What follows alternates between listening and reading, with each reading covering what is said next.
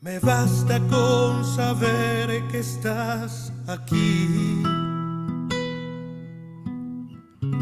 encerrado en una urna de cristal,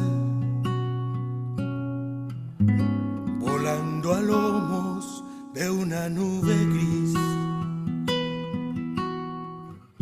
caminando de nuevo sobre el mar. Me basta con saber que estás aquí, aunque tardes un poco en regresar. Tú dijiste que habrías de venir. Haz que no nos cansemos de esperar. Me basta con saber que estás aquí, aunque no se te oiga al respirar y ni siquiera el corazón latir. Me basta con tu nombre pronunciar. Me basta con saber que estás aquí, preparándonos una eternidad, aunque tengamos antes que morir, para poder después resucitar. Me basta con saber que estás en mí y que nada nos pueda separar, ni la angustia, ni el hambre, ni el sufrir, ni el peligro, la espada o la precariedad. Me basta con saber que estás aquí, que eres el principio y el final, que te obedece el tiempo y el sol sale para ti, que das orden al viento y deja de soplar. Me basta con saber que estás aquí y que pronto nos hemos de encontrar, que nuestra travesía tiene un fin y tú estás esperando en la orilla del mar. Me basta con poder decir que sí y darte mi permiso para entrar, que tu palabra se haga carne en mí y que se cumpla así en todo tu voluntad. Me basta si al morir puedo decir que todo se ha cumplido y exhalar el último suspiro, inclinándome hacia ti para rendir mi espíritu y luego volar. Me basta porque sé que así te basta a ti. Me bastará aquel día poder escuchar que pronuncias mi nombre para bendecir y olvidas todo lo que pude hacer de mal.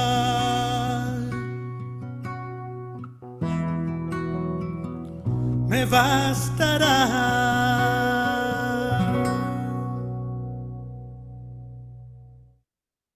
En el nombre del Padre, y del Hijo, y del Espíritu Santo. Amén.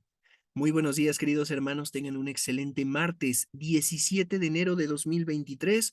Con la gracia del Señor iniciamos este día, iniciamos en esta mañana con la lectura del Evangelio para que sepamos comprenderla, para que sepamos escuchar la voz de Dios que nos habla día con día y que muchas veces no nos permite que caigamos en las redes del enemigo. Vamos a disponernos pidiendo la intercesión del Santo del Día de San Antonio Abad, para que a través también de ese gran testimonio que ha dejado, a través de ser el primer padre de la iglesia monástica, que también nosotros podamos siempre recurrir al silencio, a momentos de soledad para platicar con Dios.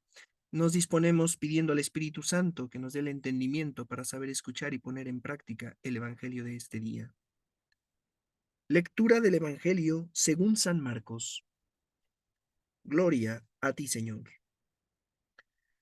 Un sábado Jesús iba caminando entre los sembrados y sus discípulos comenzaron a arrancar espigas al pasar.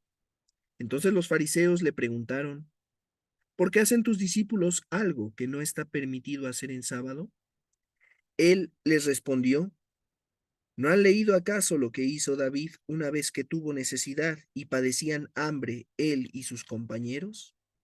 Entró en la casa de Dios en tiempos del sumo sacerdote Abiatar. Comió de los panes sagrados que solo podían comer los sacerdotes y les dio también a sus compañeros. Luego añadió Jesús, el sábado se hizo para el hombre y no el hombre para el sábado, y el Hijo del Hombre también es dueño del sábado. Palabra del Señor. Gloria a ti, Señor Jesús.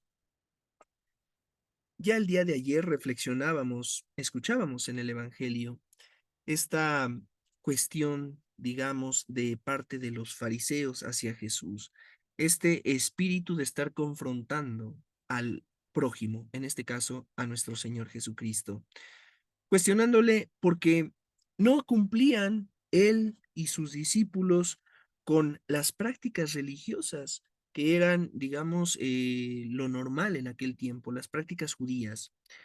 Por un lado, lo cuestionaban por qué no ayunaban sus discípulos. Eso fue el día de ayer. Y el día de hoy, ¿por qué no respetaban el sábado? Y es muy triste darnos cuenta cómo muchas veces se ha caído hoy en nuestro mundo en un radicalismo, en un extremismo. Es decir, o muy, muy, o tan, tan. Es a veces muy, muy notorio cómo hay personas dentro de nuestra iglesia que por un lado pretenden respetar fielmente y cabalmente la liturgia, algo que es muy loable, algo que es muy entendible y que debería de ser así.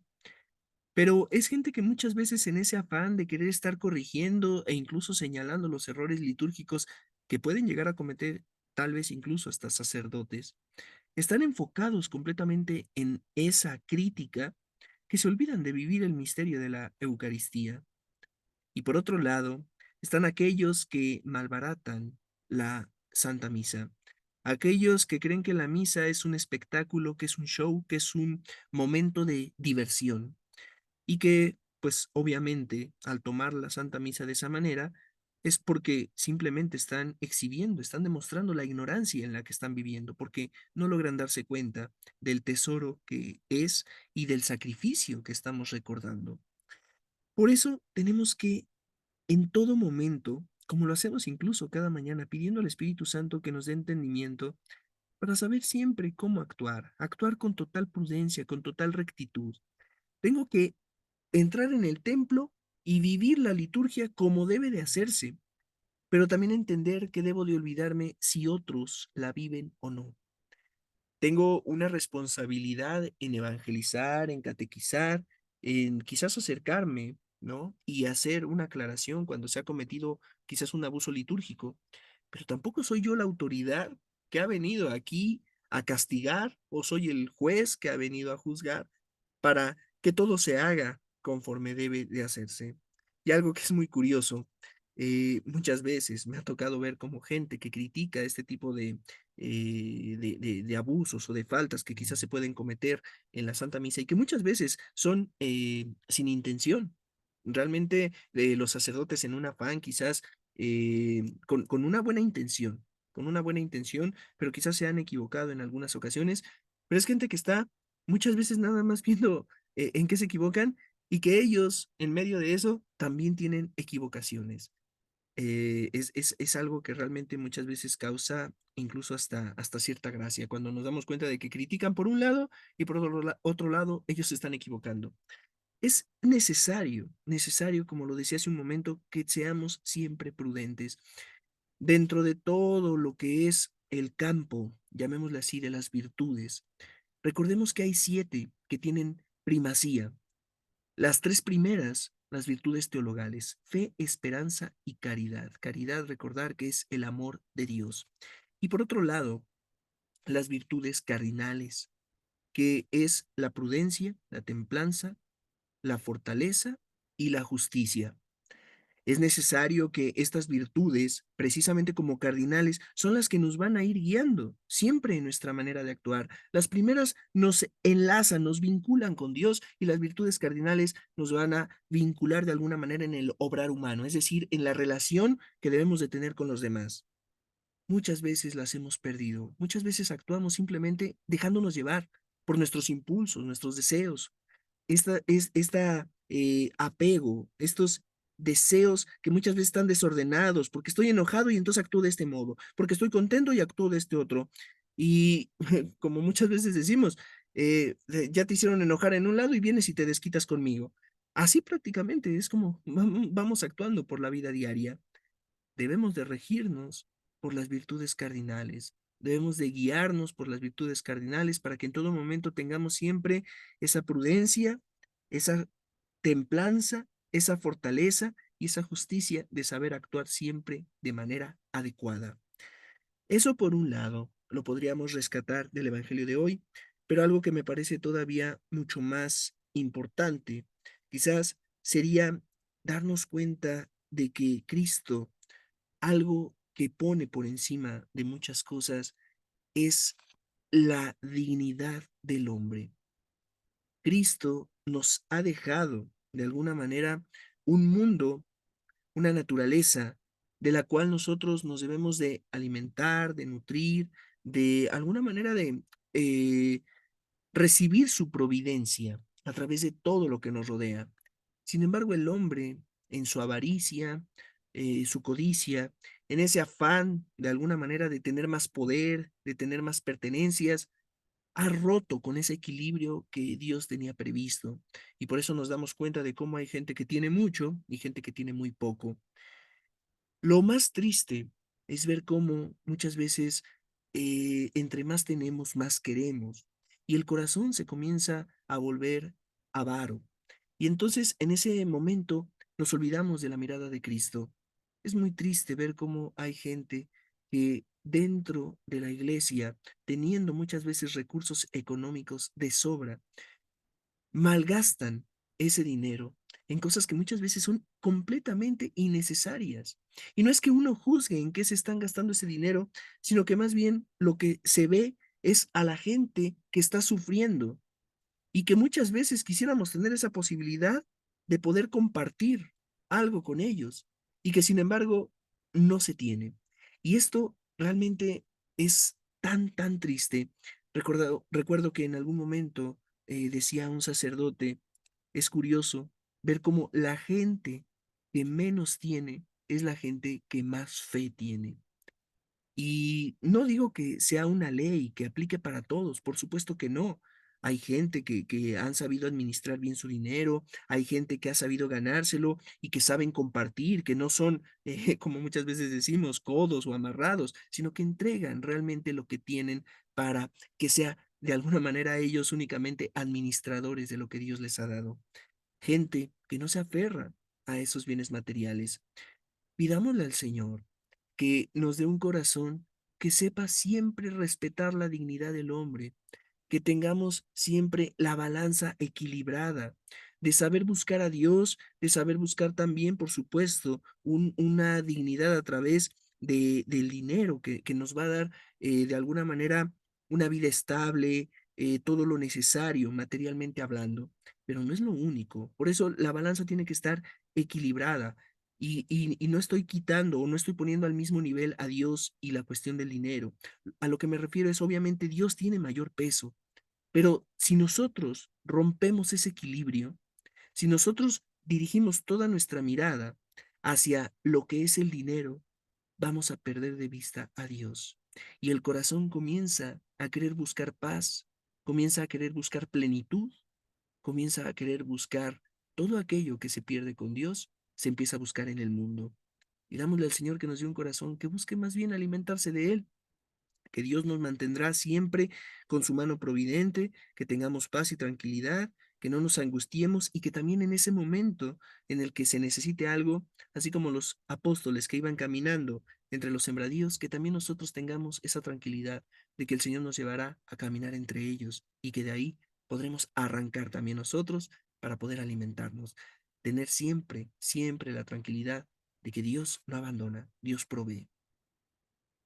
Nos consagramos a nuestra Santísima Madre diciendo juntos, oh Señora mía, oh Madre mía, yo me ofrezco enteramente a ti y en prueba de mi filial afecto te consagro en este día mis ojos, mis oídos, mi lengua, mi corazón, en una palabra todo mi ser, ya que soy todo tuyo, Madre de bondad, guárdame y defiéndeme como cosa y posesión tuya. Amén. San Miguel Arcángel, defiéndenos en la batalla, sé nuestro amparo contra las perversidades y acechanzas del demonio. Reprímale Dios, pedimos suplicantes, y tú, príncipe de la milicia celestial, arroja al infierno con el divino poder a Satanás y a los otros espíritus malignos que andan dispersos por el mundo para la perdición de las almas. Amén.